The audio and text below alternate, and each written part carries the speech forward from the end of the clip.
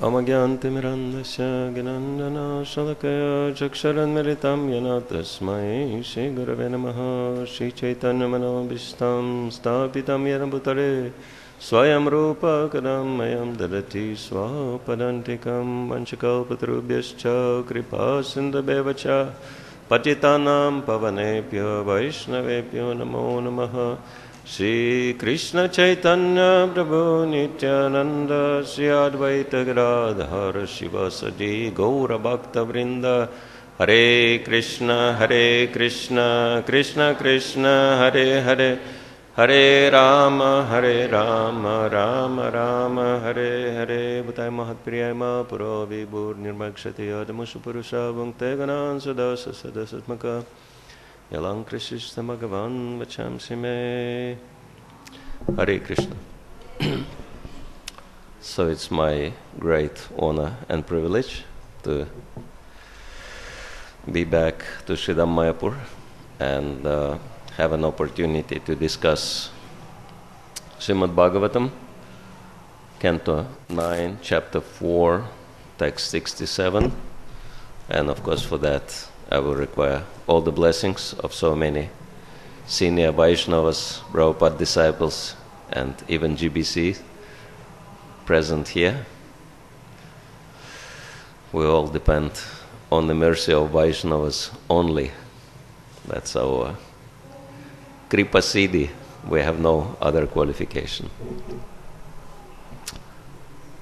Om Namo Bhagavate Vasudevaya.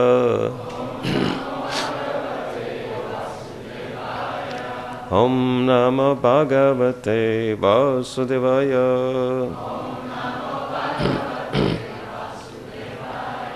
Om Namo Bhagavate Vasudevaya.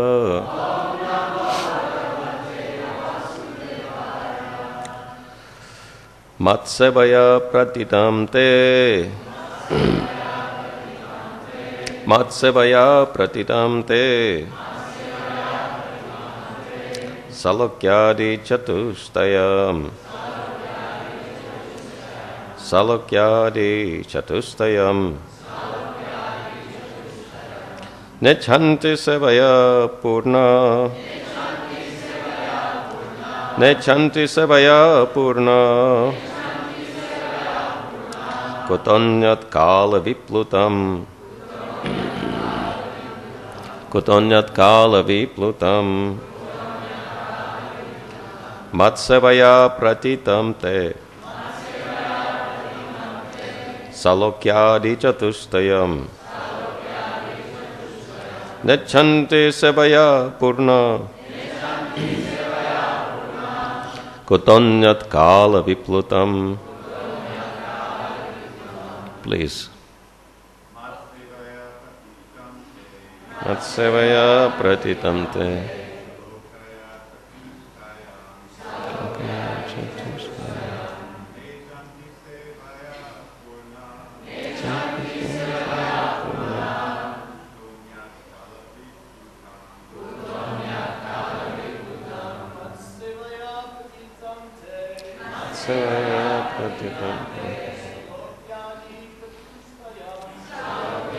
Chatustaya. Nechanti sevaya purnam. Kala viplutam.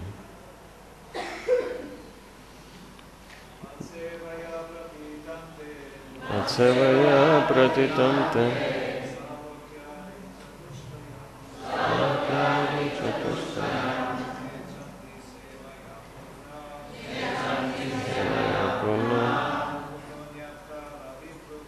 Kutonyat kala viplutam. Matsevaya pratitam te. Salokyadi chatustaya.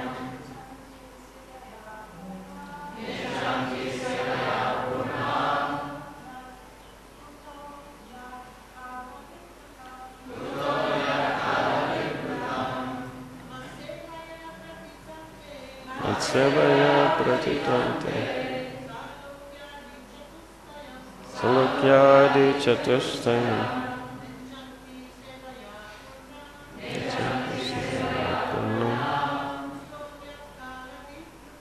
Katanyat Kalave Plutam Sevaya pratitante Chatushtaya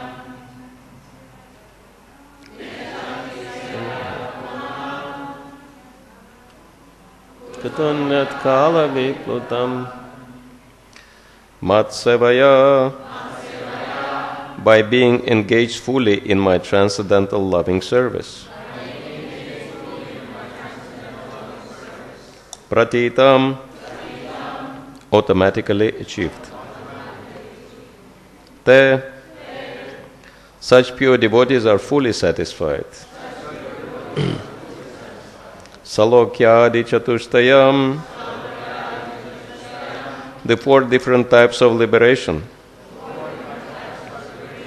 Salokya, Sarupya, Samipya, and Sarishti. What to speak of Sayujya? Na, not. Ichanti, desire. Sevaya, simply by devotional service. Purnaha, fully complete. Kutaha, where is the question? Anyat, other things. Kala Viplutam, which are finished in the course of time. Translation and purport by His Divine Grace A.C. Bhaktivedanta Swami Srila Prabhupada Ki Jai. My devotees who are always satisfied to be engaged in my loving service are not interested even in the four principles of liberation, Salokya, Sarupya, Samipya, and Sarishti, although these are automatically achieved by their service. What then is to be said of such perishable happiness as elevation to the higher planetary systems? Purport. Srila Bilva Mangal Thakur has estimated the value of liberation as follows. Mukti swayam mukulitan jali sevatesman dharmatta kama gataya samaya pratikshaha. Bilvamangal Thakur realized that if one develops his natural devotional service to the Supreme Personality of Godhead, Mukti stands before him with folded hands to offer all kinds of service. In other words, the devotee is already liberated. There is no need for him to aspire for different types of liberation. The pure devotee automatically achieves liberation even without desiring it. Matsevaya pratitamte salukyadi chatushtayam nechanti sevaya purna kutonyat kala viplutam. My devotees who are always satisfied to be engaged in my loving service are not interested even in the four principles of liberation, Salokya, Sarupya, Samipya, and Sarishti, although these are automatically achieved by their service. What then is to be said of such perishable happiness as elevation to the higher planetary systems? So these are the words of the Supreme Lord addressing Durvasa Muni, who was chased around with the Sudarshana chakra after his attempts to assassinate Ambarisha Maharaj for a terrible offense that he drank a little water before feeding Durvasa Muni. So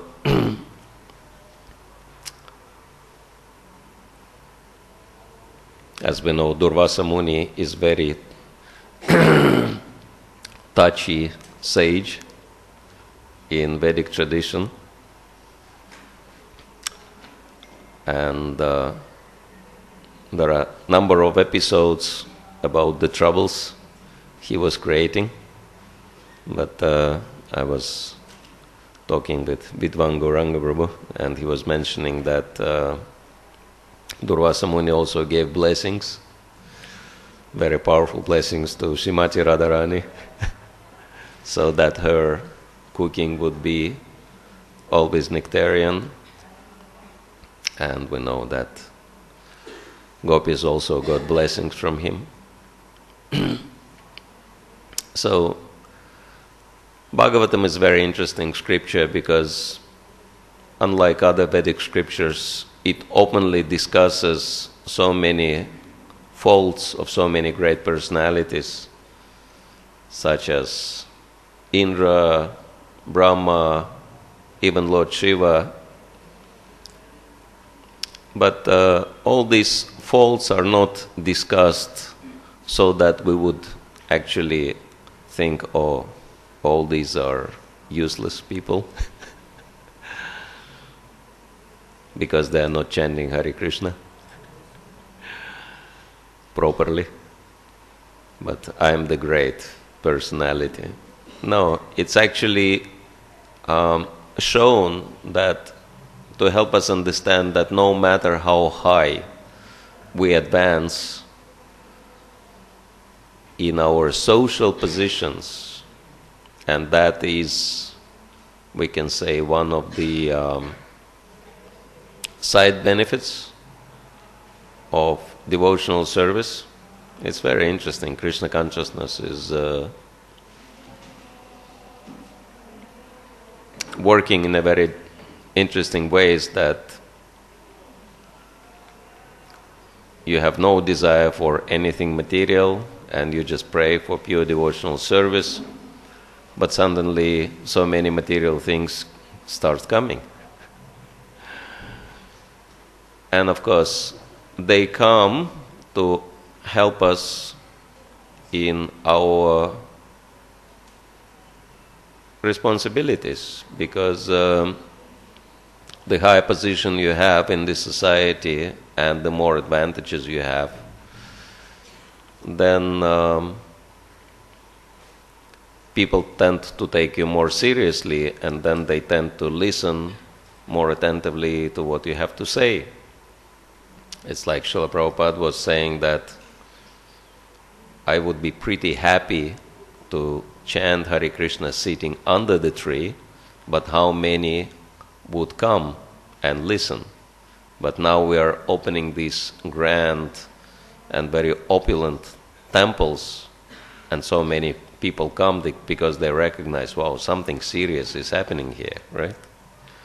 Like, we can only imagine what kind of attention from the entire planet will get after the opening of the Temple of Vedic Planetarium. And Srila Prabhupada knew that, and that's why he was so insistent that this temple should be built to attract the whole world to Krishna consciousness and to enable them to get full mercy of Lord Chaitanya Mahaprabhu. So all these things come, but the downside is that we can become affected, and we may start identifying and think ourselves to be deserving, and forgetting that it's all given to us for the service, in the same way as,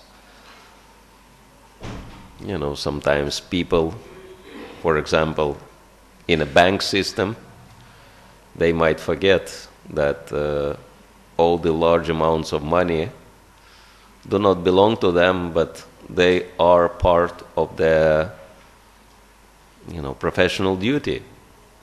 And once they forget it and they pocket the money, they become criminals, and so there is a fall down at this point. And so this is one of the stories of a trouble Durvasa Muni got himself into just because he started identifying himself too much with the position. And as we know, all these things are part of Kaitava Dharma. And one of the big things Gaudiya Vaishnavas are focused on,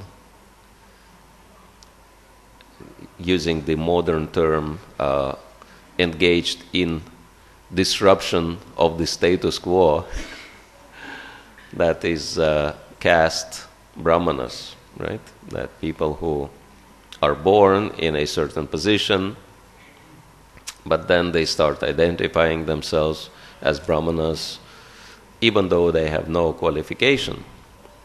But there was one interesting class given by Srila Prabhupada here in Mayapur, wherein he says, yes, those caste brahmanas, they are born in Brahman families and they identify themselves with that position just on the basis of birth, having no qualification.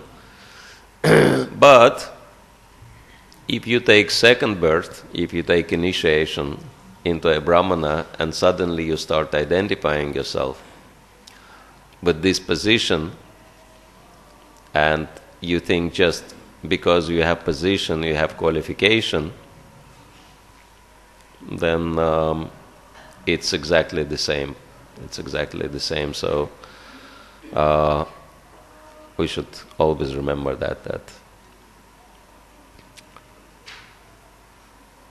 our acquirements or our achievements are not really ours, but they are given to us for our devotional service. And then if we abuse and misuse whatever we got, then we put ourselves in trouble. And again, discussing with Vidwan Gauranga Prabhu about the name Durvasa, the very well-known meaning of name is Durva Sa, that one who is subsisting by the juice of the Durva grass. So extremely austere sage. But then we were discussing, can that name be translated in a different way if we divide it into Durvasa? And we came to a conclusion that the meaning is, Dur means difficult and Vasa means live. One who is very difficult to live with. And it's very interesting that Srila Prabhupada describes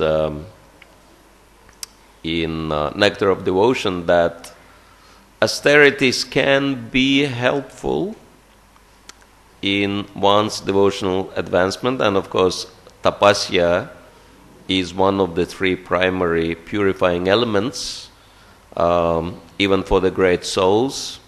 Pavanani Manishanam, as Bhagavad Gita mentions, Yagyadana tapakarma natyajam karyamevacha, that sacrifice, charity and austerity are the three primary purifying elements, but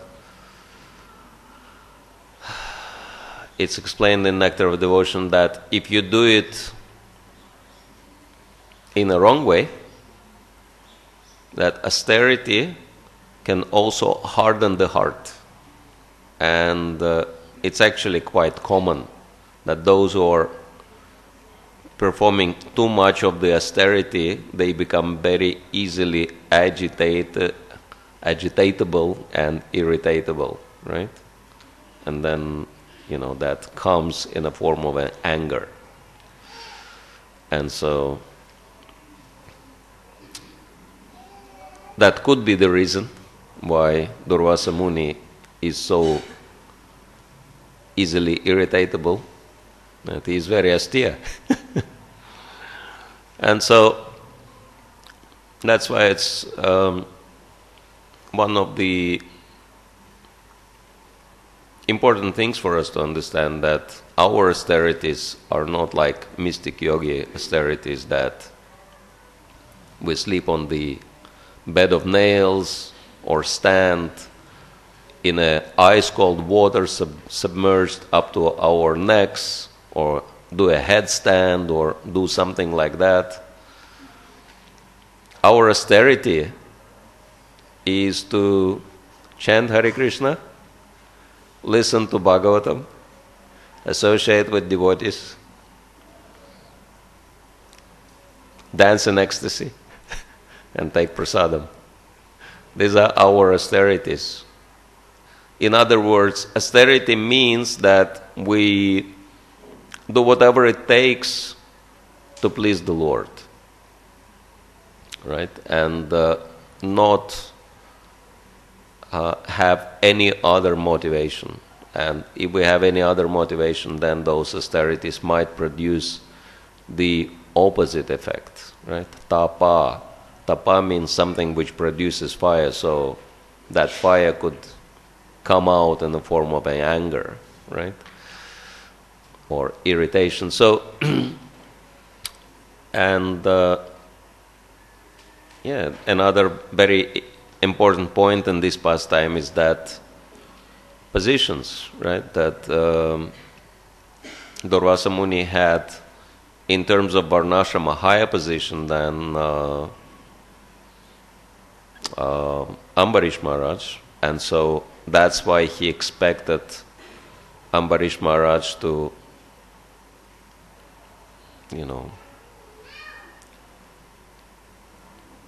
be lower than him in terms of his spiritual advancement. But it's not necessarily like this, and it's actually, it can be quite common that someone who has lower social position can be much higher in terms of spiritual advancement, like Haridas Thakur being the primary example of someone who had quite a low social position, but he was very high in terms of his Krishna consciousness and knowledge and renunciation and everything else, but it was not really understood by quite a few of his contemporaries who actually suffered as a result of offending Haridas Thakur. And so Anuttama Prabhu gave an excellent class yesterday, saying that instead of looking at other people in terms of the application of this pastime, it's really important to look at myself first. And so if I ask myself a question, do I have those Durvasa Muni tendencies?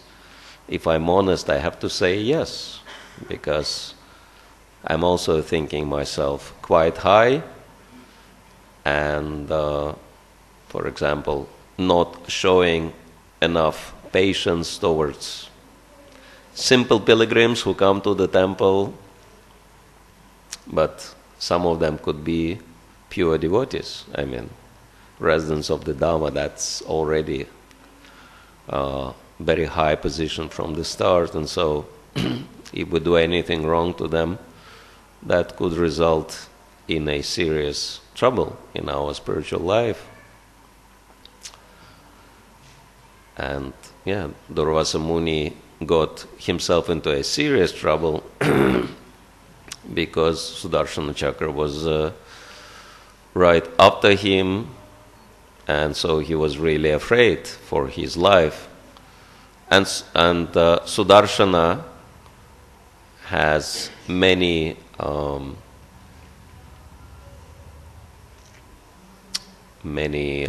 functions, and of course one function that it is the Lord's weapon. Actually, Lord has 4 symbols in his hands. 2 are meant for devotees and 2 are meant for demons. With 2 he is blessing his devotees, and with the other 2 he is punishing the demons, right? Sudarshana, disc and club are specifically meant to punish the demons. And of course lotus and conch are meant for devotees. But here Sudarshana is chasing Durvasa Muni, and Durvasa Muni is a devotee. So we might think, what's happening here? Why is he getting the weapon which is meant for demons behind him? But this is the thing, that whether we are devotees or demons, that is not depending on our external dress or position, but it's based on our consciousness. And so if we think in the same way as it is described in the 16th chapter of Bhagavad Gita, I wouldn't remember the verse number, but it's very interesting. Ishvaroham aham bhogi sukho ham balavan sukhi, that I am the Lord, I am the boss, Ishvara, and Ishvaroham aham bhogi, I am enjoying life. Siddhoham, I am perfect. Balavan, I am powerful and I am happy because of these things. So then it's actually demoniac mentality. It's very interesting that demons, even though they are so full of all kinds of problems, they think themselves perfect. And devotees, even though they are so perfect, they describe themselves as full of problems, right? That one of the, actually, as Prabhupada said, his most favorite song of Narottam Das Thakur is Ishta Devi Vigapati, and this is how it goes. Hari Hari Bipale Janame Gonaino Manusha Janama Pai Radha Krishna Nabhajeya Janya Shunya Bishakaino. That oh my Lord, my life is wasted without any use, uselessly wasted, because I have taken this human form of life, but I never worshipped Radha and Krishna, and that's why I'm drinking poison knowingly, etc. And there are so many songs of Bhaktivinoda Thakur and other acharyas, and they're describing so many faults. I mean, if you just look at the song Amara Jivana Sada Paperata by Bhaktivinoda Thakur, it's horrible what he says about himself, right? That my life is so full of sin and I've never done even one good thing. It's mind-blowing how he could say something like that about himself. Or Krishna Das Kaviraj, you know,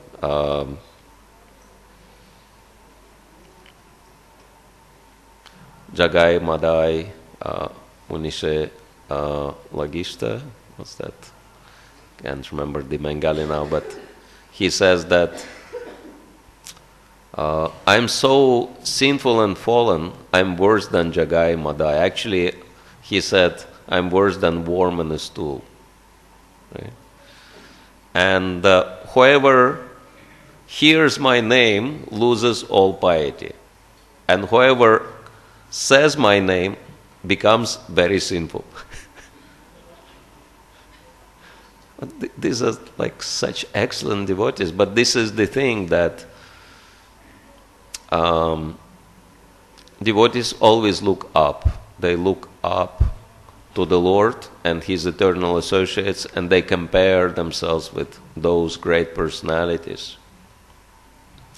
Like Bhaktivinoda Thakur says in his song that even demons whom Krishna killed in his pastimes in Vrindavan are better than me because they are already in the spiritual world and I'm still rotting in this material world, right? The song Gopinath.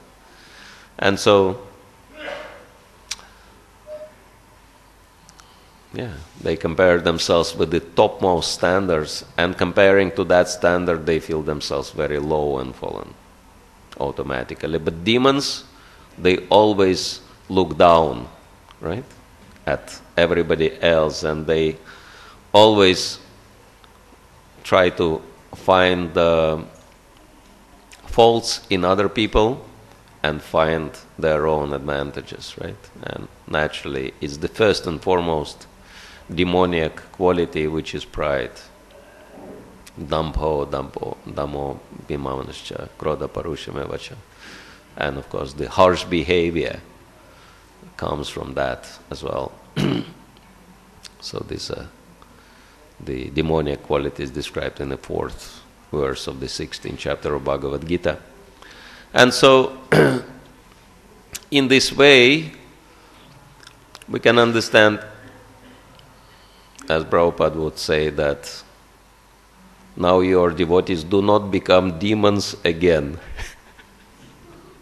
That's really important. That unfortunately, yes, if we get affected by the demoniac mentality, we might display demoniac behavior even if we are devotees. And so these are very stern warning from Bhagavatam for each and every one of us. And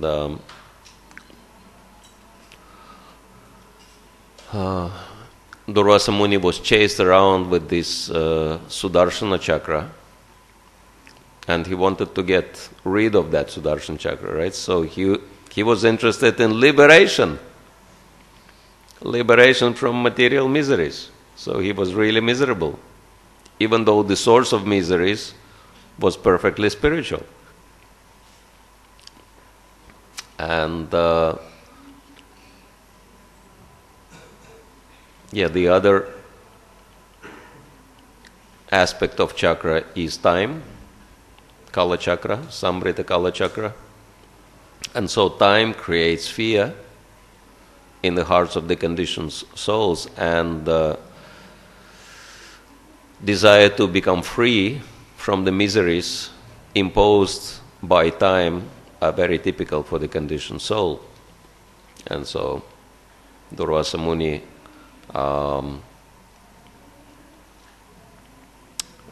exemplifies that as well, that he's running away from the Sudarshana chakra, running away from the influence of time. But then Sudarshan chakra had to destroy, and the best thing to destroy is false ego, because if false ego is destroyed, then this is the ultimate dissolution, as the 12th canto of Bhagavatam explains. And so that's why Sudarshan chakra chased Durvasa Muni right up to Vaikuntha and right up to the Supreme Lord. And then it's very interesting that it says that even the moment of association with great devotees bring one to the complete perfection. So Durvasa Muni associated with Ambarish Maharaj, great devotee, and then Sudarshan chakra chased him all the way to the spiritual world, to the association of the Supreme Lord. He got the mercy of the Lord by the mercy of Ambarish Maharaj. Of course, the trouble was that this was the kind of mercy which was not very sweet, which was not very palatable. In the same way as, Kamsa also got Krishna's mercy, but his mercy was shown with the, blows of his hard fists, and so Krishna killed Kamsa with his fists, and then he dragged him around by the hair, his dead body, just to help everyone understand that he is dead. And so, yes, we have the choice that if we are connected to Krishna and devotees, we'll definitely get the benefit, but whether we want to voluntarily go back home, back to Godhead, happily singing and dancing along the way, or we want to spend our life in fear of the consequences of our offenses and ultimately suffer those consequences and literally be dragged by the hair back home, back to Godhead. That is the choice we make all the time while we are in this world. And so Krishna is, or Lord Vishnu, is telling Durvasa Muni that my devotees are not interested in any types of liberation. Helping Durvasa Muni to understand that, his position is very different from the position of Ambarish Maharaj, because he says, my devotees are always satisfied. And so because they are satisfied, they are not worried about anything. And so Ambarish Maharaj, because he was fully absorbed in Krishna consciousness, he didn't even mind the perspective of death from this horrible demon created by Durvasa Muni. In the same way as Prahlad Maharaj, he was not worried about the perspective of dying, assassinated by Hiranyakashipu. This is very, very high level of Krishna consciousness. Actually, sometimes we're talking about forgiveness, but we can see in the examples of pure devotees such as Ambarish Maharaj here and Prahlad Maharaj and many others, that they never had any issue with the offenders in the first place, so they didn't have to forgive. It's like we never read in Bhagavatam that Ambarish Maharaj tells Durvasa Muni, okay, you have offended me, but I am forgiving you. Right? No. It does not exist. And neither Prahlad Maharaj says, oh, Hiranyakashipu, he offended me so many times, but I am forgiving him. Right? So it shows that actually devotional service is even beyond forgiveness, because pure devotee never sees any problems with anyone in the first place. Why? Because devotees see everything and everyone as instrument in Krishna's hands. Pure devotee sees that everything is arranged by Krishna only. And so then if we have to forgive, if Krishna is doing everything, does it mean we have to forgive Krishna for what he arranged? Actually, some religionists, they come up with this idea, right? That the Lord arranged this world as such a horrible place, but we have to forgive him. One Christian pastor came up with this thing and even wrote a book about this. Okay, we have to forgive God. So that shows, that in the mundane religiosity, people actually have zero idea. They have zero spiritual knowledge. But Krishna consciousness means that there is nothing to forgive for, because everything is perfect. Everything is perfectly arranged by Krishna. And so that's why, because devotees are with Krishna, whether in the material or spiritual world, they don't worry about being liberated or changing their position. Or like Lord.Siva glorifies Chitraketu Maharaj, Narayana para sarve na kutaschana bipyati svargapa varga narakesha pitulyartha darshana. That devotees, pure devotees are like that. They all of them, they know no fear. They are not worried about anything. Worries, anxieties, these are all manifestation of fear. So devotees are not anxious about anything.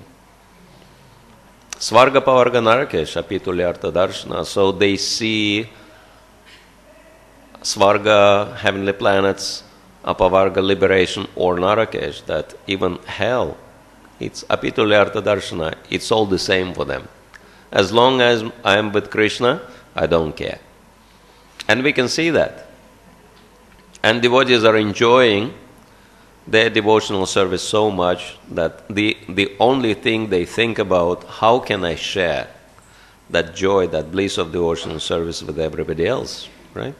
Because they have no problems. And that's why Prahlad Maharaj also says in the 7th canto of Srimad Bhagavatam that for myself, I'm very happy in my devotional service, but I'm really worried about all these poor fools and rascals living in big cities, that saintly personalities, they leave these guys and go into forests and mountains and caves to avoid that bad association. But for myself, I don't want to be liberated alone. I want to take all of them with me. So that's the compassion of the devotee who is fully happy in Krishna consciousness. And we can understand that our compassion develops in proportion to our happiness in Krishna consciousness. Whatever we have inside, we share with others, right? If we have problems, we cause problems. But if we are happy in Krishna consciousness, then we can share this happiness with everybody else. And we can see so many amazing examples. Srila Prabhupada, he was perfectly situated in Vrindavan and enjoying his life. Vrindavan is like Mayapur. It's no different from the spiritual world, but he left Vrindavan and he went to the most hellish situation in America. It was real hell.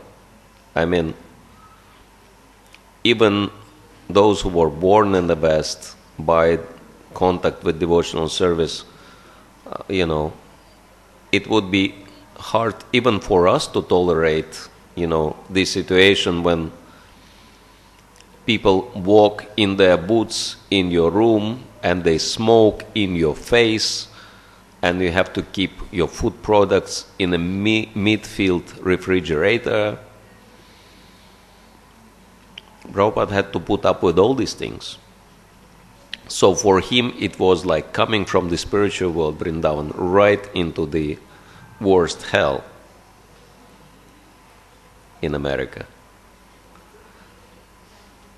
But he didn't care about it. He stayed on because for him, serving the Lord was the most important thing. So he was not striving to escape from that situation. And, the Srila Prabhupada left so many legacies behind, but my conviction is that, of course, books, but I'm very convinced that the greatest legacy Srila Prabhupada left behind is the disciples who follow in his footsteps and have exactly the same mentality as him, and they don't care about themselves at all. They just want to serve the Lord, and this is their joy. And of course, we owe Jayapataka Maharaj so much for making a lot of sacrifices in establishing Mayapur. And despite of all the troubles and tribulations he has to go through, he still continues, and it's like a little illustration how devotees are not desiring any liberation or any benefits for themselves is from Russia, that Jayapataka Maharaj came there.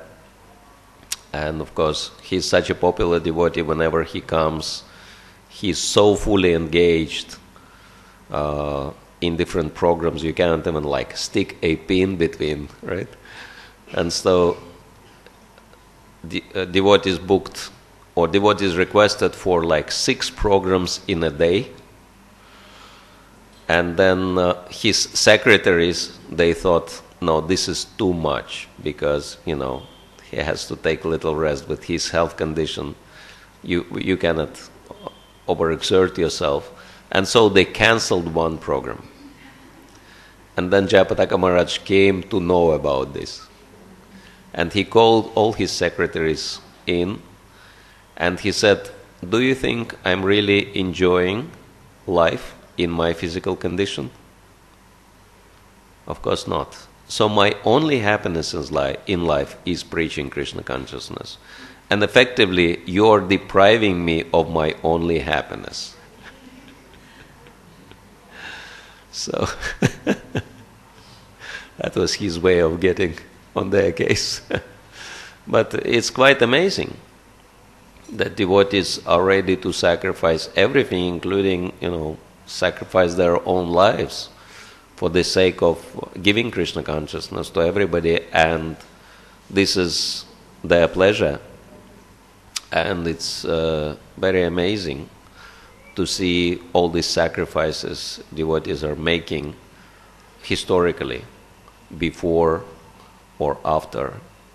And so they are more interested in helping others in Krishna consciousness rather than getting anything for themselves. But because they are so dedicated, everything, the Supreme Lord is providing them with everything. In the same way as, say, like dedicated and duty-bound servant is provided with everything by his master.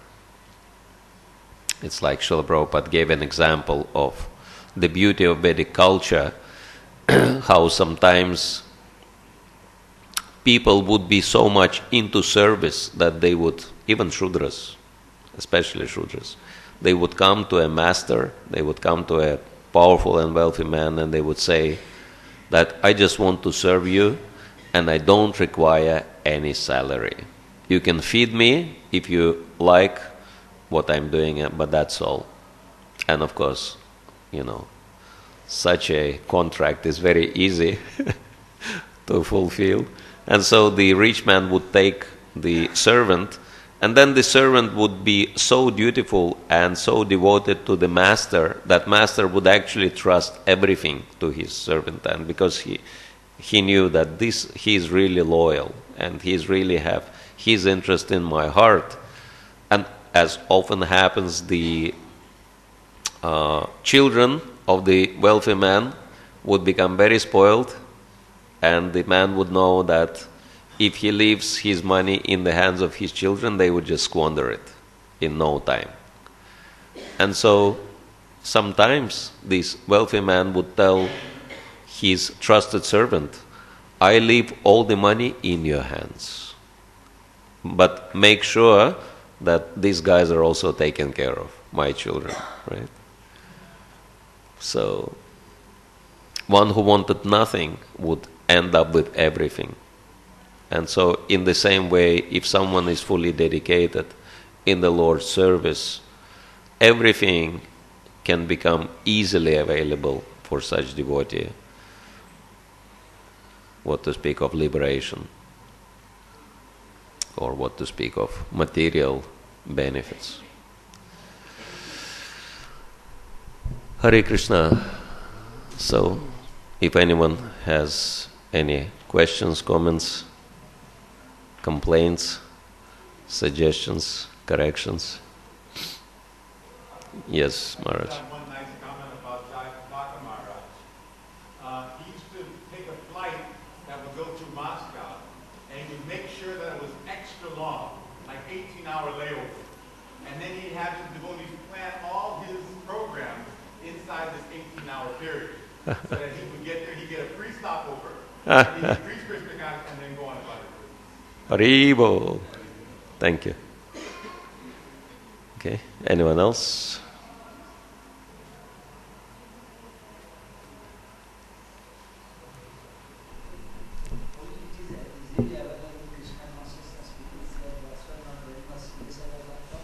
Can you say it louder, please?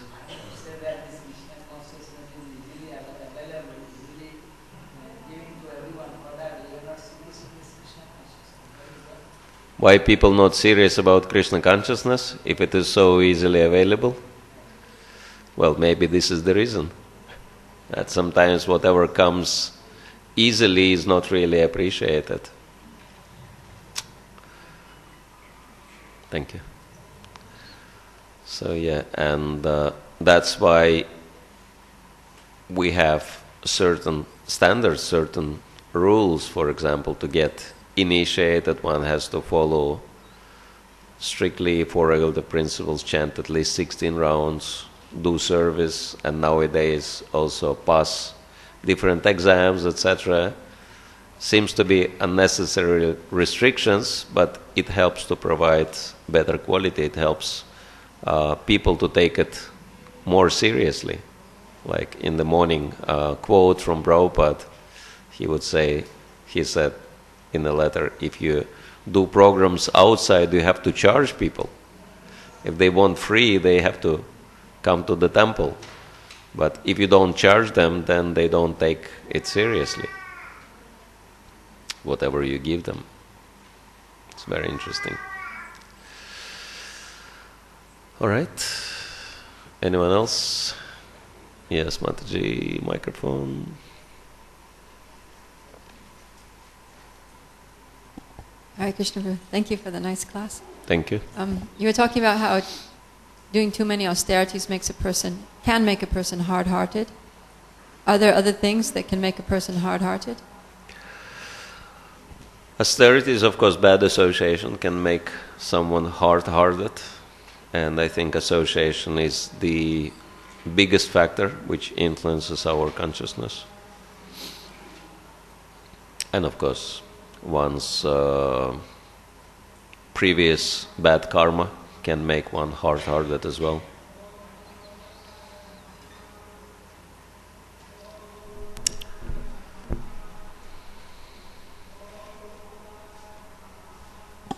Hare Krishna. Can you explain a bit further how is that devotional service is over compassion? You said that. How devotional service makes one compassionate? No, that you mentioned that in the referring to Ambarish Maharaj and Durvasa Muni, that devotional service is over, beyond compassion. He didn't feel offended, and yes, this means that it's over. Yeah, above forgiveness, yes, because for devotee, any trouble in this world, even death, he is seeing that as Krishna's blessing. And so Ambarish Maharaj was thinking, okay, if Krishna arranged things in such a way that this demon will have to kill me, I'll go back to Krishna, right? And so he was pretty happy to take up this option. So, because devotee has very, very high level of Krishna consciousness, and then he's seeing everything as Krishna's mercy. And this is one important point which I really feel that we need to practice in our Krishna consciousness, is to go beyond the duality. And duality means benefits and troubles, right? We have to always face. We get some benefits, we get some troubles. And the formula to become free from duality is learning to see benefits in troubles and troubles in benefits, right? If we see benefits in troubles, they stop being troubles.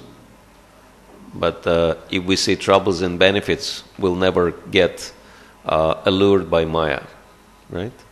So that's why you can see devotees are never upset or bothered about any kind of difficulties they have to go through. It's like I've heard the first comment Srila Prabhupada made at the Juhu land after it was gained after so much trouble and tribulation. He said, Krishna is so merciful, we got such a nice land without any problems. But this was Srila Prabhupada's perception. What problems? It was a good fight for Krishna, so it was fun. And after all this fun, we got all this nice land. So this is how devotee thinks. All right, so thank you all very much. If anyone has any further comments or questions individually, I'll be happy to talk to you. ग्रंथराज Shrimad Bhagavatam की जय, श्रील प्रभुपाद की जय, निताय गौर प्रेमानंदे।